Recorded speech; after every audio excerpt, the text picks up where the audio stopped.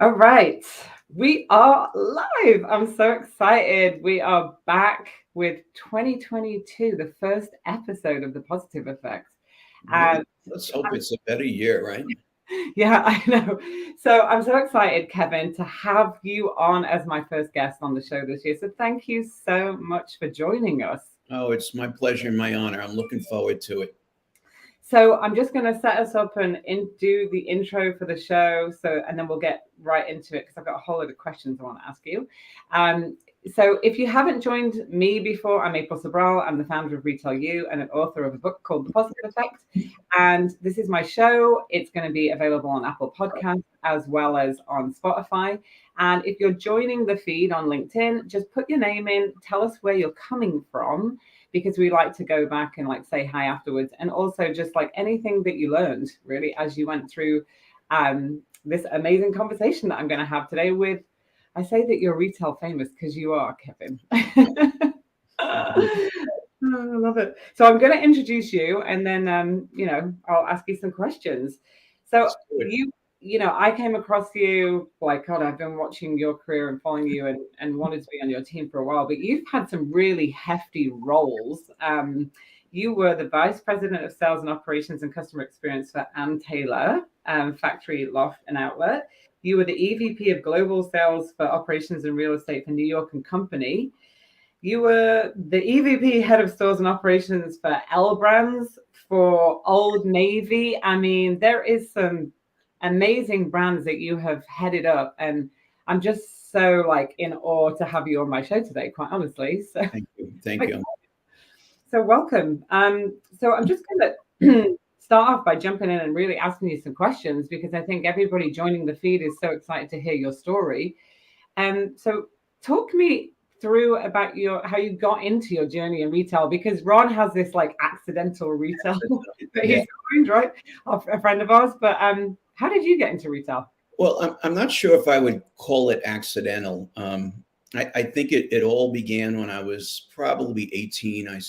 I started to work at a men's clothing store. And this is kind of like in the era of Saturday Night Fever and John Travolta with the polyester shirts and the polyester pants. And we sold a lot of that stuff. And I just walked in there one day and I didn't know anything about selling, but I liked clothes. So I was offered this job. And I will tell you, I think retail is a very humbling experience. And I got my humbling shot right from the get go. I think my manager, she was about 5 years older than me. And she was this girl from Brooklyn that, like stereotypical, like called it as she saw it. And one day, like I said, I was there about 2 weeks. And I was probably there like 2 hours. I sold 7 traditional suits, which we also sold. And I was thinking, man, this is easy, and I'm good at this. And I walk up to the register, and she goes, "So how you doing?" I go, "I'm doing great. I've sold 7 suits already today." She goes, "You did, huh?" She goes, "Why do you think you sold those suits?" I go, "I don't know. Why?" She goes, "When you leave the store, which way do you walk?" And I said, "I walk right." And she goes, "Why?" I go, "Well, that's where I park my car." She says to me, "What's to the left?" And I go, "Apartment buildings." She goes, "Is there anything else?" I go, "Yeah, there's the Queens County Courthouse." And she goes, "And that's why you're selling suits." I said, she said to me, "Did you notice all these guys come in? They're not people you'd expect to buy a traditional suit." And I quickly realized these guys had court dates and they needed to look good. Then she said to me, "So, did you sell them a shirt to go with the suit? Did you sell them a tie?" Now I'm like starting to feel pretty stupid. The last guy, like you fitted him in sneakers. Like you think he's going to wear a suit and wear sneakers to go before the judge? So that was my baptism of humility in the retail business. So I did that for not a long time. I then took a job at Bloomingdale's, and it was in this Bloomingdale's today is a I think it's a Target, but back in the day it was a Bloomingdale's, and I was in the men's accessory department. And this was back in the day of French cuffs were really big, and like the big thing was porcelain French cuffs, cufflinks. Hmm. And I had a manager, this young lady, and she would be like, you need to sell this many set of cufflinks a day. And I said, well, how do I do that? She goes, every single person that comes to the counter, you got to bring them over and show them these works of art. And that was a great learning experience for me to understand, like, I didn't know the expression build the basket then, but it was a great add-on tool and added to my transactions. And by the way, she gave me a sales goal every day. So it was things that I was learning from it. So then fast forward, I'm in college and I got a degree in accounting with a minor in marketing. And I got an internship with a big accounting firm. And I got a good experience with it because I was at Ohio Edison, which is an electrical company. I was at an engineering company in Stanford to do an audit, and I was down on Wall Street. And I quickly realized I just put 4 years into getting an accounting degree, and this is not what I want to do. I kind of felt like you're validating what somebody else did. It's almost like reporting the news versus I wanted to be involved in making it. So I went back to see a professor at college, and I said, look, I don't want to do this. And we talked about the accounting classes I liked the best. Well, one thing led to another, and he called somebody at Bloomingdale's. So I got a job, and I was running expense payables and accounts payable, and it was a great learning experience for me. I would say that what it did was it really gave me a strong foundation in what's essential in running a business, and that's positive cash flow. But I knew after about 1.5 to 2 years, like there's got to be more to it than that. I was offered an opportunity to come on board at Saks Fifth Avenue as an auditor. And I don't know if you've ever seen the New Yorker magazine that the cover, and it's been made into a famous poster. Half of it is Manhattan Island. Yeah. And is the rest of the United States. Well, that was my upbringing. I stayed within the 5 boroughs, not because I wanted to. I frankly couldn't afford to go anywhere. So I said to myself, wait a minute, they're going to let me travel the United States and go to all these, San Francisco, Los Angeles, Miami, Chicago. And I took the job never thinking this would be a start of a career. Wow. 1 year into doing the auditing, I was promoted to come to work for the head of stores, this guy, Jerry Matthews.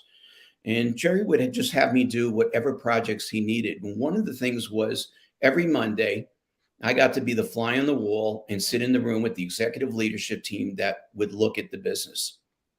And one of the things that came up one day, there was a store in Garden City, Long Island. And this was before the days of Me Too. There was a store manager there that wasn't exactly the most grounded individual in the world. And there was an open for an operations manager. And they said, we need to put somebody in there that can keep an eye on this guy and get the store running right because it's not doing well. And I said, I'll do it. Wow. He looked at me like, who's this kid in the room? So next thing I knew, I was out in Garden City and I was involved in a store. And I will tell you, I was learning on the fly. I had to know about building maintenance for a 190,000 square foot store. There was a restaurant, which I was responsible for. I knew nothing about running a restaurant. Was the cash office and the stockroom operations and the flow of the goods to the floor and the sales audit.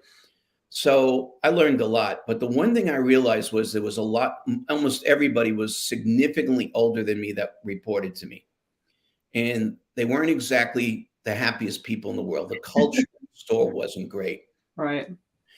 And I think I started to develop in this job, I said, I need to have this team brought together on a regular basis.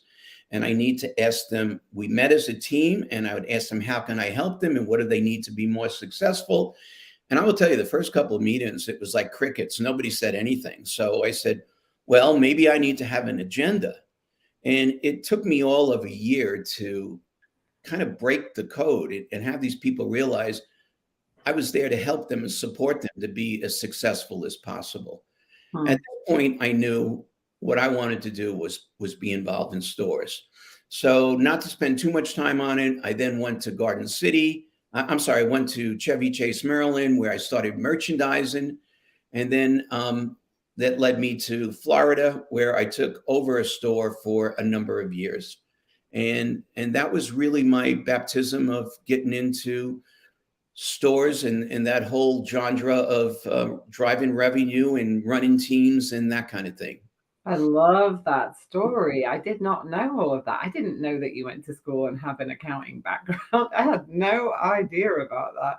But what an amazing journey and amazing lessons learned at the beginning that could help you when you were leading large groups of stores. Because I really truly believe that when you come through that experience from shop floor and you've actually done it, you understand stores more and you know how to support them, right? And by the way, I made a lot of mistakes, Yeah.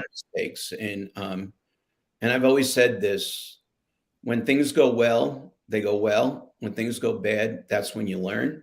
Mm. And I think with all those mistakes I made, I learned how not to make them again, not to repeat them in the future. That's the key. So, what was a pivotal moment in your career? You shared some lessons learned early on, but people love to know what was a pivotal moment in your career because we can learn from them. And why do you view it as a pivotal moment in your career? Well, I could give you two. The first one would be sitting in that room and speaking up when an opportunity was there. And again, I'll never forget, like people were turning around like they didn't even know I was in the room. I was sitting over in the corner. So I think you got to learn to speak up for yourself. And when you see an opportunity that you're interested in, you can go after it. Probably the second one I would tell you, I was the regional vice president at Gap, running most of Manhattan in the 5 boroughs. I had the 34th Street store, which was the biggest store in the world for the Gap. And I had everything downtown to the Village in the boroughs. And I did that for 4 years. And I saw a change going on in the country where price sensitive retailers were really starting to win. And Gap was starting this business called Gap Warehouse, which became Old Navy. And I was out at a conference in San Mateo, California, and all the regional VPs were there for Banana, for Gap, and they took us to this Gap Warehouse store. And the merchandise was awful. It was Garanimals, matchy top and bottom, but I could see that this could be something really good. And they wanted people to join that channel. And again, I spoke up and said, I'll do it. I was the only person that spoke up to say that. And I went over there. And so we went from, let's say the average Gap store had 10, 12,000 units, the average store. The average Old Navy store had 60, 70, 80, 100,000 units. Wow. And so it wasn't like we could take their game plan and say, well, we're going to just put this in here. So we had to come up with the processes, how to operate, and how to hire. We had 2 years in a row where we opened almost 300 stores a year. So how do you seek out talent, and really talent that's going to make a difference, not just the body with a pulse, people who want, because it was very, very physical and hard work. Mm-hmm. We went through a lot of units there. And so it was people, you had to find a special kind of person. And then you had to get them engaged. And then you had to keep them engaged while you were on the road opening all these other stores. So I would say that was probably the second one. And I was I stayed at Old Navy for about 4 years. And I was running essentially half the United States at the time. And I learned so much. I learned about real estate. I learned about site selection. And a lot of it is just asking a lot of questions and watching the experts who knew those areas of the business and learning from them. And by the way, a lot of that learning were the people I was hiring who were from, the Targets and the Walmarts, right, and CVSs that understood the velocity of transactions and of velocity of shipments and the velocity of units that go out the door, which was foreign to me. So I was learning from my people. I mean, but that takes a specific kind of leader. I mean, I have conversations with leaders all the time about, they think they know best. And then they, what do they do when they bring on somebody new to encourage their ideas, but ensure that they're not like falling on their feet and they're helping them be successful, right? Because that's a leadership style or a methodology or an approach that really empowers people. You know, I was talking to my daughter this morning and I was telling her I was going to have you on the show. And she was like, oh, I loved Old Navy. Like she was talking about like when I was a kid, I used to go in there, you know, she was like, I loved the store. It was really funny. We were talking about it. But it just to build that and then build that velocity of it, that amount of stores, that's like, how do you keep it together, Kevin? Like, how do you keep people engaged? Because that's a leadership effect on, like I said, the positive effect of leadership is so important, but how do you do it?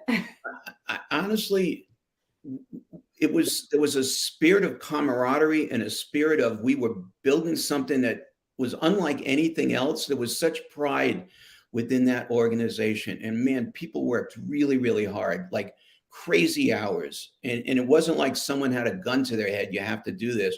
There was pride and ownership of your building, of your district, or whatever the case may be. And honestly, we were also winning. So it makes it a lot easier to have that sense when you're winning, as opposed to what's going on in many retailers right now. What do you think makes a good leader in an organization? You've ran, you were, you know, started in a store and you ran thousands of people, like led thousands of people. So what makes a good leader in your perspective? You know, I think good leaders figure out how to rally a team to overcome obstacles. To me, we can talk about all the adjectives that make a good leader. To me, it starts with trust. Like the really good leader is so clear that they've got the trust of their people. They know that they are looking out for their goodwill and they're going to take care of their teams. And I think it starts with the communication. You got to be open and you got to be candid with your teams. You can't hide stuff from them. First of all, they can figure things out for themselves that, you know, maybe something's not as good as it should be right then and there. So, you know, step back and let's walk into a store. And you've done this. You've been in many, many stores. You know, within 1 minute, this is going to be a phenomenal visit. You can feel it. There's a buzz, there's an energy, and there's a positiveness that's taking place. You can see people are having fun and they're happy, and it's inclusive, and not necessarily inclusive in the way we think of the word today, but it's inclusive in that every single person on that team matters. Every single person knows what the strategy is, what the goals are, and the things they can do to impact that. And when you walk in a store and you see a sales associate who, instead of walking away from you, comes over and introduces himself, and you can say, tell me about business today. And they'll tell you about UPTs and they'll tell you about conversion. You know, everybody is bought into it. And that gets back to that store leader who has established a program which everybody kind of buys into. Yeah. You know, I look at it, a couple of ways. I think leadership is about asking a lot of questions and really being a very, very good listener. So the communication is a two-way street. And as a leader, you know, you have to sometimes have tough conversations. You can't shy away from them, because it's not doing anybody any good if you just let a situation linger on. So to me, those are the good leaders. They build that trust by all the things they do each and every day as a servant leader. And their team buys into everything they want. You know, how many times where they talk about it being a family? And one of the things I love to do when I go to a store, and this might sound silly, and I would go into the bathroom to see what's the condition. Is it clean? You know, is there soap there? Is there TP paper there? Yeah. Like show respect for your team. And I think if your bathroom is clean, that tells you something about how they feel about the other people that they work with. Oh, 100%. And I do the same exact thing, by the way, because when I was a store manager, you know, I wanted to make sure that my team felt really good about coming to work, and that I treated them like I wanted them to treat the customer at the end of the day. I was having this conversation with somebody yesterday, and they were like, you always show up positive, April. And you like, so I had lunch with somebody that I had on my team 20 years ago. And I was like, but what was it when you were on the team that was so good about it? And she was like, it was just the care and concern. And then we were able to transfer it to the customer, and you empowered us to go and do that. But you followed up, and you didn't let people just get away with anything. Like, you had an expectation, but always in a very positive way. And the energy was always uplifted. And I think, when we're approaching customers, we want something out of them. We want money, right? Because we're trying to make a business, we're trying to drive sales, we're trying to get that conversion. And so we don't have a bad day with a customer generally, if you're in sales, if you're a good salesperson. So you shouldn't have a bad day with your employees. Like, you should think about your employees as your customers. I look at really good leaders. Whether it's a department or a store or a district, I would break it down the team looking at three different groups of people. There's the really hot people, and those are the ones that get it and they're competitive, but they're a team player and they want to see, let's say it's a store. They want to see that store be the best. And they want to take care of every customer because they want to give a great experience. And then at the other end of the spectrum, there's the cold people. They're the ones that aren't buying into the culture. And we could probably do a whole hour on just the interviewing process of making sure the kind of people you bring on are going to build that culture instead of tear it down. And maybe these people don't buy into the mission, the culture, or just anything. They either self-select, or unfortunately, you have to self-select them out. Yeah. And to me, the really great leaders got the folks in the middle. I call them lukewarm. They're the ones that, they're not sure, that they're not, they wanted a job and they got a job now and they get a discount, but, some days are good and some days are bad. The really great leaders get a lot of those people to become hot. Right. And that's where the work comes. That's where the teaching comes. That's where the listening comes. That's where asking the questions comes, and that's where the support comes. So to me, those are the great leaders. I always start with trust. The team has to trust that person or nothing's going to happen. Who influenced you in your career as a leader? Because you've influenced many, many people. Like, I posted a picture of me, you and Ron, like I was sharing earlier, on my LinkedIn. I think I broke my LinkedIn feed. I had like 25,000 views and like hundreds of comments, and I don't have posts like that. So you have influenced and impacted thousands of people in your career positively. So who has impacted you positively? All right. This isn't a service announcement, but I will say to you, let me think back to New York and Company. I had 3 regional vice presidents. I had 2 VPs of operations and a VP of store construction and real estate. And each one of them had their strength. When I was working on strategy, there was one in particular, not that the other ones weren't good at this, but there was one I would go to and pick their brain. When it came to merchandising, and I can think of who these people are right now, there was one I went to first and foremost, and she was great at so many things, but she was an amazing merchant. There was another one that was great at building teams. So a lot of it were people that have worked with me, for me, peers, people that reported to me, and people above me. But I'll give you one name because everyone's going to know it, that I learned so much from, and that's Mickey Drexler.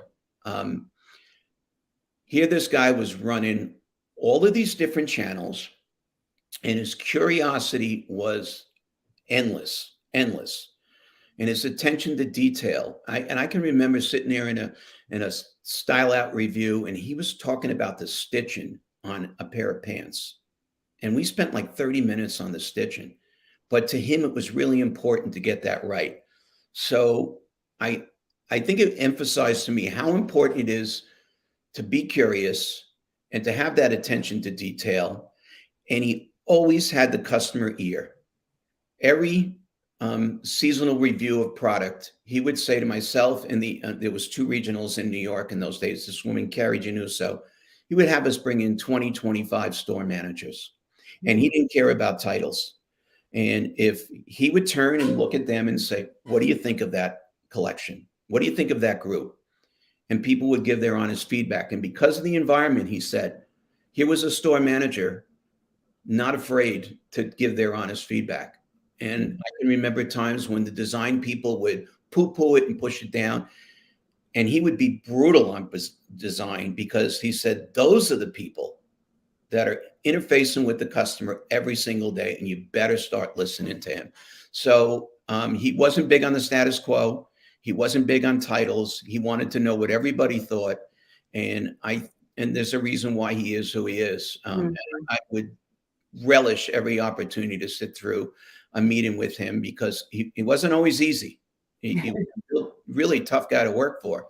But you know what? At the end of the day, he set things right and he set things straight. Well, he's, I mean, retail famous too, like what he's been able to accomplish and in his career and the brands that he's worked with, and that you got to actually participate that and be part of that and see that. There's very few leaders like that you actually get to be able to say and work with at that level to learn that much from. And I do think that you're one of those leaders. People talk about and I can see it in the feed right now, like, oh, I worked for Kevin for 14 years. He was such a positive influence. So that's amazing. Good, lucky for you. I mean, I met really significant people in my career early on that just maybe said one or two things. There's these people that you work with and you get to absorb, and then there's these people that just come into your life and say one word that shifts the perspective, which all of a sudden now you just have a newfound understanding of something, right? That's why I love coaching. And I always loved the store manager that you could come in and say, what's wrong with business? And they just didn't hold back. Yeah. Let's look at this promotion. Let's look at what we're saying to the customer. Let me tell you the feedback that I'm getting. And, maybe stylistically, their approach might be a little heavy-handed, but you know what?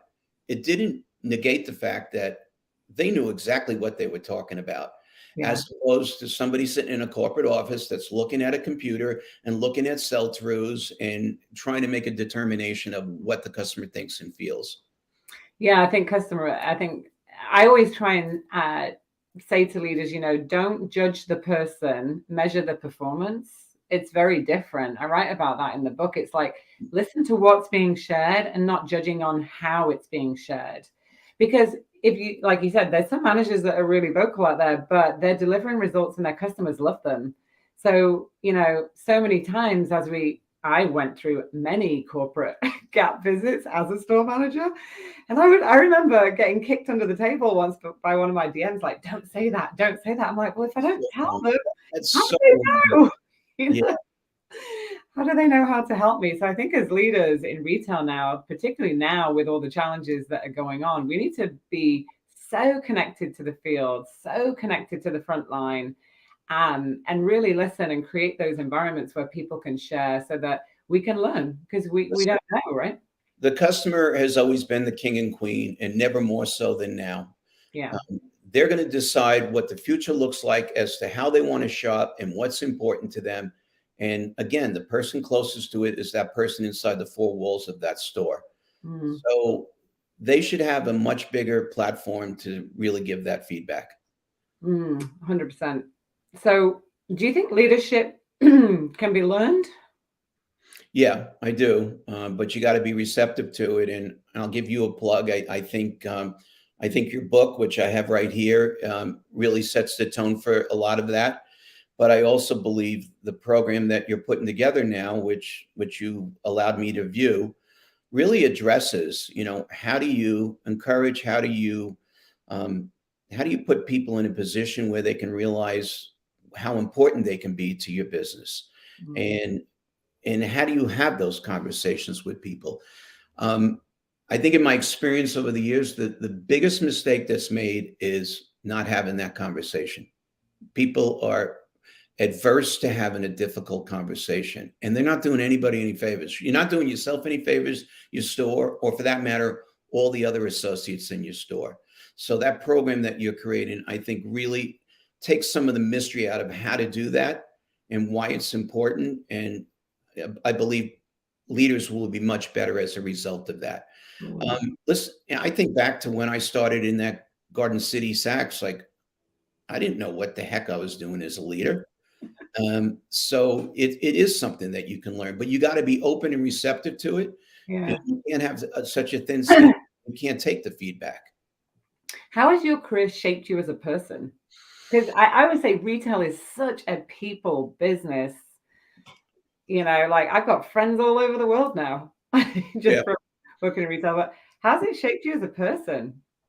Uh, Working in you know what? I've always been very competitive, and I've always been very analytical. So to me, um, can I digress and tell you a quick little story? yeah, So when I went to an all boys high school, and we got a report card every 2 weeks, every 2 weeks. And if you failed two or more classes, you were off any activities for a while. And I failed three once. And the basketball coach came up to me and said, "You're not playing the next game." And I was like, "You serious?" Like I thought, like they just said that. They didn't really do that. And I think from that day, I learned like I get up every morning and I look at my numbers, and I want to look at the numbers that impact that numbers. The KPIs that lead to it. It's so important to understand where your business is working and where you're not working. So I know that I'm very competitive, and I think I love to question things, and I do ask a lot of questions. I got to understand the why and the how, but also what's getting in the way of it. So I would say those are the two things: being very competitive and being extremely curious. I'd give you two more things that I had to learn. I had to learn empathy. Um, I was stubborn, and I was really focused on, I want to get something done. Please get out of my way. And I realized early on that that wasn't necessarily going to get me to the promised land. right. And also, in addition to, and I think part of my impatience, I didn't have the greatest listening skills. I would listen to like the first five words, and I said, "I know where you're going. I know what you're going to say." And guess what? Sometimes I didn't. So those are two things that I think shaped me. And again, it gets back to, wait a minute, I made a mistake. Well, that was because I didn't listen, or I made a mistake, I wasn't empathetic. So those are two things I learned. Well, that's showing a lot of humility and self-awareness, which I talk a lot about self-awareness because I feel like, and that's the new book that's coming out. It's about making a leader look within and like become self-aware. Because when you're self-aware and you know that, oh, if I showed more empathy or if I wasn't listening, then you can change things. But if you're not self-aware, then you can't change and grow and build more skills and build that team. And people, I say people are more interested in themselves than anybody else. So if that's human nature and we're all part of that, we have to try even harder to put that aside when we're leading teams and really show up and help them feel heard. I agree. I Mhm. agree. Yeah. Well, This business wasn't always that way. I mean, it used to, you talked about some of your early days. It was very hierarchical, and there was no conversation coming down. mm, Um, and maybe that worked at some point in time, but it doesn't work anymore. And especially with the next generation of people that are going to work with you. yeah, 100%. Look, So the with Great that, Resignation. Why is that happening now? yeah, I don't know. I mean, like this leads me into my we're at 9:33. So it's like Oh, sorry. yeah, it's all good. I could stay here for another half an hour and talk to you, but we usually hit about 35, 40 minutes and then we're like wrapping up the session. I'll be quiet. I'm gonna have to have you on for a part two. That's just it. It's gonna have to be a part two. But like what's your, top three tips for being successful with this new generation, leading these new teams in retail, and anything that you've been in the retail industry a long time. Like, what do you think is going to be successful if somebody was going to call Kevin and say, "Hey, I need some advice. Like, what's going to help me be successful in the next decade of retail?" What would you say? Um, I would say, we talked earlier about being a teacher. You are a teacher, but at the same time, especially with the change going on, and this industry right now is like driving 100 miles an hour on the expressway and the speed limit's 55. Like you have to be able to keep up. There's so many balls that are up in the air, and so many challenges that we have right now, whether it's, being understaffed or trying to balance, fulfilling online orders while running your store with the customer that you're facing. I think be extremely curious and keep learning. Be a student yourself. And that's about where the industry is going. And I would talk in terms of two things, hard skills and soft skills. When I talk about hard skills, I'm talking about, what are things like virtual reality or artificial intelligence or NFTs going to mean to the business? Like NFTs, we didn't even talk about that a year ago. And now you see articles all the time about it. So I would say read a lot, keep learning, do webinars, take classes, and just keep educating yourself. But in addition to those hard skills, it's really about the soft skills. Like, how do you keep that team on board, engaged, learning, and being productive? So you got a responsibility to that team to not only allow them to be satisfied in the work that they're doing, but to help them grow their careers. So it's about never, ever stop learning and never stop saying, I want to learn more and I want to be exposed to more. And by that, I also think you got to take that curiosity and look at those disruptors right now who are kind of changing the business. And, I think about, and maybe not all of them are making money yet. I think about Allbirds or Purple, the mattress company, or Imperfect Food, which is a phenomenal idea. And I wrote a couple down, Faraday's, Outer Known, Viore, with their sustainability and their environmental message in their mission. What is it that's making them different? What is it about their culture? And spend a lot of time in their stores. I was just very recently in an Allbirds store down in Lower Manhattan, and I was like, my God, I haven't seen this many people in a store aside from Apple in the longest time. So they're obviously doing something right. Yeah, all good. Yeah, I was in an Allbirds store yesterday in San Fran because my daughter, who's 25, is on the All Good Collective. And so she's been part of that group for 2.5 years where they got young people together and they bring them in. And she literally was with me in New York, and like the head of marketing was emailing her and say, hey, Amber, we got this idea. What do you think? And I was like, God, that's so genius. Like they're tapping into that generation of people and, asking them their advice and questions. And I was like, that to me speaks volumes. And I'm doing more of that. And I think the established retailers, if they want to stay relevant, they have to start taking a page from those kind of businesses to why are they resonating so well with Generation Z and with millennials? What are they doing that's different? And how do you course correct your business to respond to that?